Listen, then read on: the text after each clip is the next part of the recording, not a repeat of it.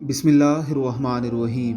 عورت کا مکر عظیم جبکہ شیطان کا مکر ضعیف ہے۔ کہا جاتا ہے کہ قرون وسطیٰ میں فرانس کے ایک قصبے میں عورتیں ایک قسم کا زہر ملا کر صبح کے وقت مرد کے کھانے میں ڈال دیتی تھی، اور جب وہ رات کو واپس آتا تو بیوی اسے زہر کا اثر زائل کرنے کے لیے تریاک دے دیتی، لیکن اگر وہ گھر واپس نہ آتا تو اسے تریاک ملنے میں بہت دیر ہو جاتی۔ اس لیے شوہر کو سر درد، متلی اور سانس لینے میں تکلیف ہوتی تھی۔ اس کے علاوہ بے چینی بھی حد سے بڑھ جاتی، اور جتنی دیر وہ گھر آنے میں دیر کرتا، زہر کا اثر دگنا ہوتا جاتا۔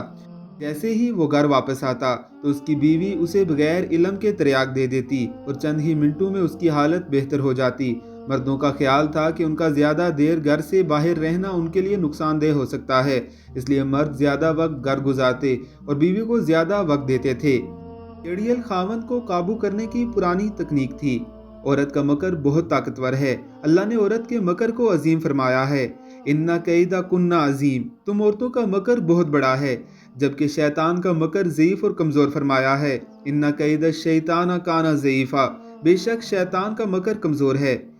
ہم کہہ سکتے ہیں کہ شیطان کا ڈسا شفا پا سکتا ہے، مگر عورت کا ڈسا پانی بھی نہیں مانگتا۔ اب یہاں عورت سے مراد ہر عورت نہیں، مگر اتنا ضرور ہے کہ کوئی بھی عورت مکر کرے تو بادشاہوں کی عقل نکال سکتی ہے۔ اللہم انا اعوذ بک من فتنۃ النساء وعذاب القبر۔